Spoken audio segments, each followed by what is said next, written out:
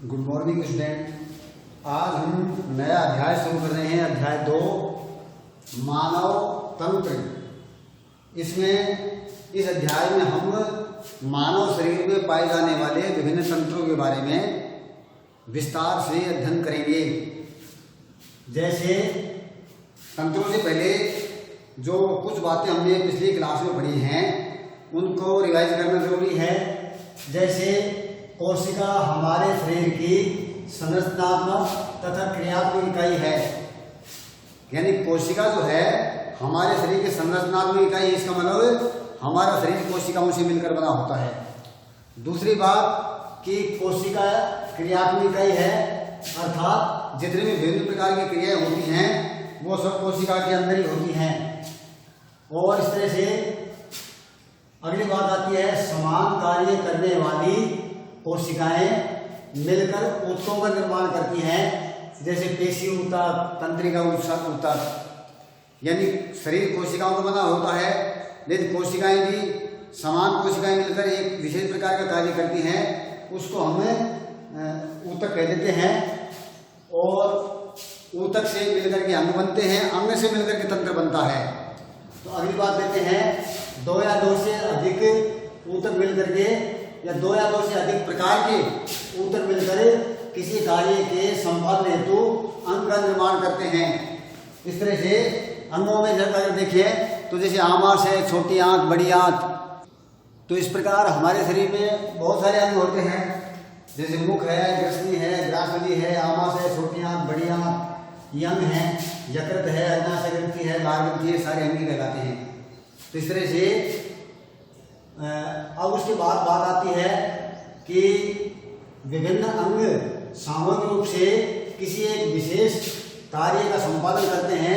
कई अंग मिलकर के विशेष प्रकार के कार्य को पूरा करते हैं। कार्य एक ही है, जैसे पाचन है, भोजन को पचाना है, तो उसको मिलकर के कई अंग करते हैं उस कार्य को। तो अंगों के इस समूह को हम तंत्र कह देते हैं। जैसे पाचन तंत्र है, श्वसन तंत्र है, उत्सर्जन तंत्र है, वहन तंत्र है, तंत्रिका तंत्र है, बहुत सारे तंत्र है हमारे शरीर में। इस तरह से अंगों से मिलकर के तंत्र का निर्माण होता है। कोशिका मिलकर ऊतक बनाती है, अलग अलग प्रकार के ऊतक, अलग अलग प्रकार के ऊतक मिलकर के किसी एक कार्य का संपादन करते हैं तो अंग कहलाता है। कई अंग मिलकर किसी एक विशेष कार्य को करते हैं तो फिर वो तंत्र कहलाता है। इस तरह से हम इस अध्याय में तंत्रों का अध्ययन करेंगे, इसलिए इन बातों का ज्ञान एक बार जरूरी है। अब उसके बाद में देखते हैं पाचन तंत्र। भोजन के अंतर्ग्रहण यानी अंदर लेने को, अंतर्ग्रहण से लेकर भोजन के पाचन, अवशोषण व मल त्याग तक एक तंत्र कार्य करता है, जिसे हम पाचन तंत्र कहते हैं। भोजन ग्रहण करना, उसका पाचन करना, अवशोषण करना और अपाचित भोजन को अर्थात मल को त्याग करवाना शरीर से, ये सारे कार्य मिलकर करता है, ये वो पाचन तंत्र कहलाता है। अब पाचन तंत्र किन किन अंगों से मिलकर बना होता है? पाचन तंत्र में कुछ अंग भी शामिल हैं, कुछ ग्रंथियां भी शामिल हैं, पाचक ग्रंथियां। तो देखते हैं अंग कौन कौन से हैं। जैसे मुख है, जिसमें हम भोजन चबाते हैं। ग्रसनी गले में होती है, जिसके माध्यम से भोजन को निगलते हैं। ग्रासनली ये गले से आमाशय तक की लंबी नली होती है। आमाशय जिसमें भोजन जाके एकत्र होता है। छोटी आंत भोजन का पाचन करती है, अवशोषण करती है। बड़ी आंत और फिर लास्ट में है मल द्वार। तो इस तरह से ये तो हो गए पाचन तंत्र के प्रमुख अंग। 7 अंग प्रमुख मान के चलते हम। और ग्रंथियां, इसमें ग्रंथियां भी शामिल हैं। तो ग्रंथियां होगी लार ग्रंथि जो मुख में होती है, यकृत ग्रंथि ये आमाशय के पास होती है, अग्नाशय ग्रंथि ये छोटी आंत के पास होती है। इन ग्रंथियों को पढ़ेंगे और इन अंगों को पढ़ेंगे। अब लेते हैं आहार नाल। एक शब्द आता है आहार नाल। नाल का मतलब नलिका। एक लगभग हमारे शरीर में 30 फीट लंबी नलिका होती है। 30 फीट को हम कह सकते हैं कि 8 से 10 मीटर की होती है। मीटर में अगर देखें तो 8 से लगभग 10 मीटर, और नहीं तो लगभग फीट में देखें तो 30 फीट के लगभग लंबाई की नलिका होती है, जिसको हम आहार नाल कहते हैं। और आहार नाल मुख से शुरू होती है, मुंह से, और मुख से प्रारंभ होकर मल द्वार के रूप में ये समाप्त हो जाती है। इसका अंतिम सिरा मलद्वार होता है और प्रारंभिक सिरा मुख कहलाता है। इस तरह से 8 से 10 मीटर लंबी ये नलिका होती है। उसके बाद में हम अब लेते हैं इसके आरनाल के कार्य।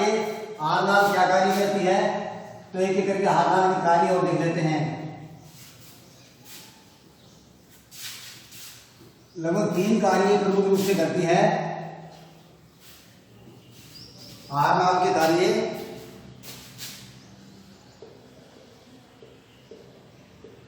आहारनाल के प्रमुख कार्य,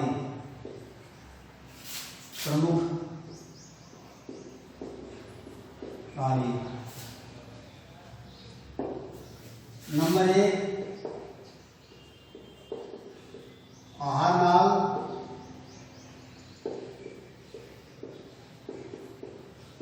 भोजन का सरलीकरण करती है। सरलीकरण मतलब पाचन। सीधे सीधे हम लिख सकते हैं आहारनाल भोजन का पाचन करती है। भोजन का पाचन करती है, एक कार्य हो गया। अब कुछ भोजन पच गया और तरलावस्था में आ गया, उसका अवशोषण भी करती है। नंबर 2, यह पाचित भोजन या पचित भोजन का अवशोषण भी करती है।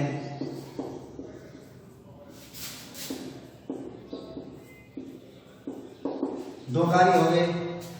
और तीसरा कार्य, ये भोजन को मलद्वार तक पहुंचाने का कार्य भी करती है।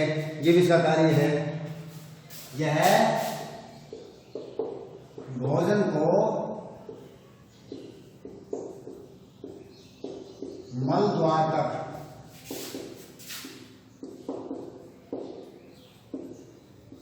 पहुंचाती है।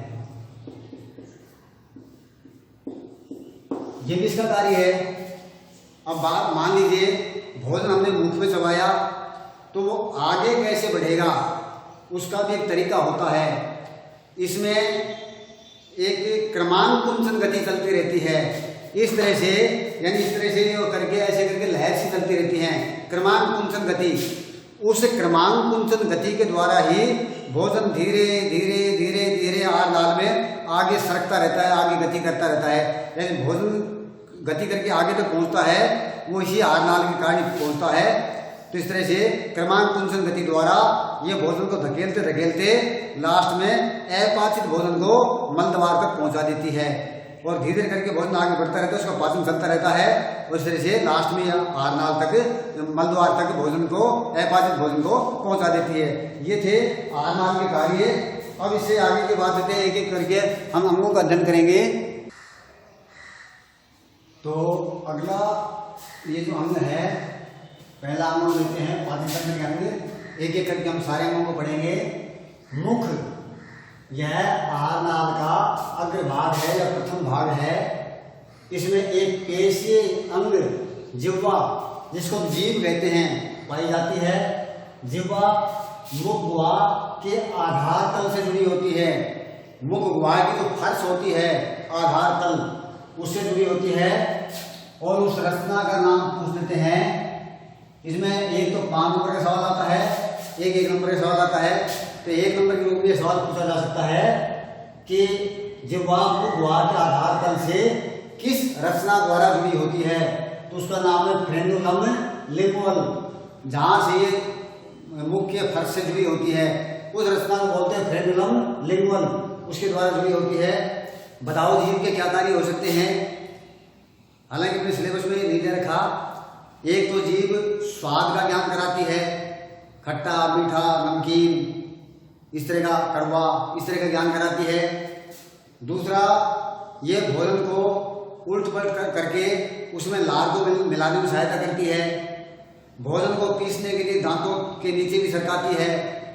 भोजन को निगलने का भी कार्य करती है, बोलने का भी कार्य करती है। तो इसके भी कई सारे कार्य हैं। हालांकि अपने सिलेबस में कार्य नहीं दे रखे, तो इतने देख लेते हैं। ये जीभ का हो गया। अब लेते हैं दांत। मुख के ऊपर व नीचे के भाग में ऊपरी भाग में और निचले भाग में एक एक जबड़ा होता है। दो जबड़े होते हैं, एक ऊपर की तरफ एक नीचे की तरफ, और प्रत्येक जबड़े में 16 दांत फिट रहते हैं। 16 दांत पाए जाते हैं। 16 ऊपर के जबड़े में, 16 नीचे के जबड़े में पाए जाते हैं। कुल 32 हो गए। अब दांत के प्रकार देखें तो दांत मोटे तौर पे दो प्रकार के होते हैं। एक तो होते हैं अस्थाई दांत, अस्थाई दंत या अस्थाई दांत। इन्हें दूध के दांत भी कहते हैं। यानी ये दांत दूध पीता हुआ बच्चा दूध पीता रहता है, उतनी छोटी उम्र में आ जाते हैं। जब बच्चा अपनी माता का दूध पीता है उस समय आना शुरू हो जाते हैं 6-7 महीने के बाद ही, इसलिए इनको दूध के दांत कह दिया। वैसे को दूध के निर्मित नहीं होते हैं, लेकिन ये दूध पीते बच्चे के दांत आ जाते हैं, उस समय दूध के दांत कहलाते हैं। अस्थाई होते हैं, कुछ सालों के लिए ही होते हैं, और ये दांत 7 से 8 वर्ष की उम्र में लगभग गिर जाते हैं। आयु में ही गिर जाते हैं, टूट जाते हैं, और फिर इनकी जगह स्थायी दांत आ जाते हैं, ले लेते हैं, इनकी जगह ले लेते हैं। तो दूसरे दांत हो गए स्थायी दांत, ये जीवन भर चलते हैं। हालांकि 50-55 साल की उम्र के बाद में बहुत से लोगों के दांत समय से पहले ही गिर जाते हैं। कुछ लोग ठीक से साथ संभाल नहीं करते इनकी, और इनका उपचार नहीं करते। अगर कोई खराबी भी आ रही है तो समय से पहले भी गिर सकते हैं, लेकिन ये उम्र भर रहने वाले दांत हैं, लंबे समय तक चलते हैं। स्थायी दांत 4 प्रकार के होते हैं। ये अपने जबड़े में 4 प्रकार के दांत होते हैं, जो ऊपर का जबड़ा हो, जो नीचे का हो। 4 प्रकार कौन से हो गए? कृंतक, रत्नक, अग्रचवर्णक, चवर्णक। ये तो दाढ़ होती हैं, इनको दाढ़ बोलते हैं। कृंतक ये सबसे आगे के दांत है, 4 ऊपर के सामने के और 4 नीचे के बिल्कुल सामने के। ये दो हो गए 4 + 4 8 दांत हो गए। 4 ऊपर के बिल्कुल सामने के, 4 नीचे के बिल्कुल सामने के, 8 दांत होते हैं, उनको बोलते हैं कृंतक। और ये भोजन को चीरने, भोजन को कुतरने में सहायता करते हैं, भोजन को कुतरते हैं। शाकाहारियों में सबसे ज्यादा विकसित होते हैं, जैसे गिलहरी, खरगोश, इनमें ये बहुत ज्यादा विकसित होते हैं, क्योंकि शाकाहारी पेड़ पौधों को कुतरने का कार्य करते हैं, भोजन कुतर के खाते हैं। और उसके बाद में दूसरे प्रकार के होता है रत्नक। ये मांसाहारी जीवों में सबसे ज्यादा विकसित होते हैं, इनको हम नेस भी कह देते हैं। ये बगलों में होते हैं, इनकी संख्या 2 + 2 4 होती है। यानी 2 यहाँ, एक तो कृंतक सामने वाले, और इसके बाईं ओर एक इधर ऊपर 2 और 2 इधर नीचे, कुल 4 हो गए। ये भोजन को चीरने फाड़ने का कार्य करते हैं, एक विशेष प्रकार से मांस को चीरने फाड़ने का कार्य करते हैं। मांसाहारी जीवों में ज्यादा विकसित होते हैं। फिर इसके बाद देते हैं अग्रचवर्णक, जिनको दाढ़ कह देते हैं। ये अग्रचवर्णक, ये शुरू वाली जो ऊपर की नीचे की जो दाढ़ होती है, 4 इधर की, यानी 2 इधर की साइड की और 2 इधर की साइड के ऊपर की 4 होगी, और 2 नीचे होती है, दोनों अगल बगल में 4 नीचे 4 ऊपर, कुल 8 होती हैं। और ये भोजन को पीसने का कार्य करती हैं, चबाने का कार्य करती हैं। और जैसे 10-11 साल तक में ये पूरी तरह विकसित हो जाती हैं। और चवर्णक ये सबसे लास्ट की दाढ़ होती है, 3 इधर की ऊपर की और नीचे की, और 3 इस साइड की नीचे की ऊपर की, कुल 6 होगी। तो इस तरह से कुल मिला के 12 हो जाती हैं, 6 + 6 12। और ये भी भोजन को पीसने का या चबाने का कार्य करती हैं। इस तरह से 8 × 4 12 और 8 20, और 20 और 12 32 होते हैं, यानी 32 दांत होते हैं, जिसमें से 8 × 4 12 तो दांत होते हैं ये, और ये दाढ़ होती हैं, ये लगभग 20 होती हैं, तो कुल 32 हो गए। इस तरह से 32 दांत भोजन को चीरने फाड़ने पीसने का कार्य करते हैं। इस तरह से ये था मुख। अब मुख के बाद में लेते हैं, अगला अंग लेते हैं ग्रसनी, यानी ग्रसनी इसके बाद में शुरू होता है। तो दूसरा अंग लेते हैं नंबर 2 ग्रसनी।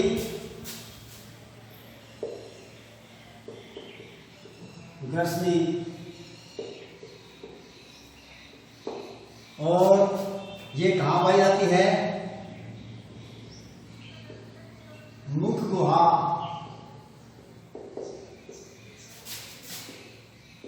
के पीछे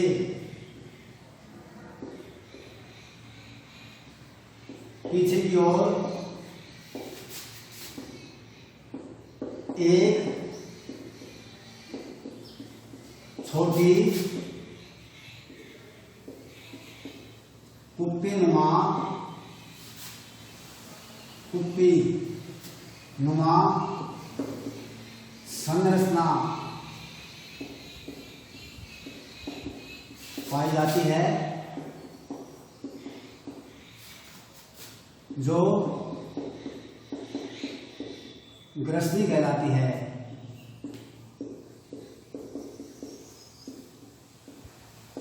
यानी मुख गुहा के पीछे अंदर की ओर एक छोटी सी कुप्पी नुमा गुहा और होती है, जिसको हम ग्रसनी कह देते हैं। ग्रसनी तीन प्रकार की होती हैं। ग्रसनी तीन होती हैं।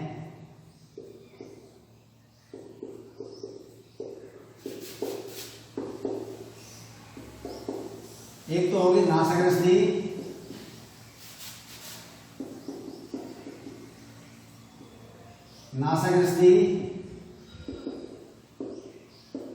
दूसरी होगी मुखग्रसनी,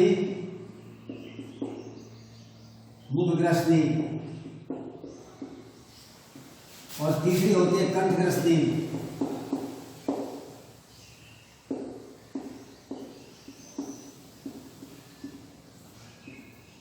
कंठग्रसनी तीन ग्रसनी होती हैं। यानी हमारे मुख गुहा के अंदर की ओर एक ऊपर नीचे तीन कैविटी, तीन गुहा होती हैं, एक ऊपर एक बीच में एक नीचे एक लाइन से होती है इस तरह से। तो नासाग्रसनी जिसमें हमारा नाक खुलता है, नाक से जो श्वास लेते हैं वो नासाग्रसनी में पहुंचता है। मुखग्रसनी मुख गुहा के बिल्कुल ठीक पीछे चली जाती है। पहले नासाग्रसनी, फिर उसके नीचे मुखग्रसनी, और गले में आकर के फिर होती है कंठग्रसनी। तो हम जो भी भोजन करते हैं या श्वास लेते हैं, तो वो पहले तो भोजन करते हैं तो पहले मुखग्रसनी में आता है, फिर कंठग्रसनी में आता है। कंठग्रसनी उसको भोजन को भोजन नली में भेज देती है। नाक से हम श्वास लेते हैं तो पहले नासाग्रसनी में आती है, उसके नीचे मुखग्रसनी में आती है, जो श्वास होता है मुखग्रसनी में आता है, और फिर कंठग्रसनी में आने के बाद में कंठग्रसनी उस श्वसन की वायु को श्वास नली में भेज देती है। तो इस तरह से ये ग्रसनियाँ होती हैं, ये भोजन को और श्वसन में ली गई वायु को अलग अलग रास्तों से भेजने का कार्य करती हैं। ग्रसनी का ही कार्य है, कंठग्रसनी का, कि जो भोजन को भोजन नली में भेजती है और श्वसन को या वायु को श्वास नली में भेजती है। इस तरह से ये तीन प्रकार की ग्रसनी होगी। नासाग्रसनी ऊपर होती है, उसके नीचे मुखग्रसनी, फिर उसके नीचे कंठग्रसनी, इस तरह होती है। यह मुख गुहा, और मुख गुहा के बाद में ग्रसनी, नासाग्रसनी, मुखग्रसनी, कंठग्रसनी, और कंठग्रसनी के बाद में फिर श्वास नली शुरू हो जाती है, फिर भोजन नली यानी ग्रास नली शुरू हो जाती है।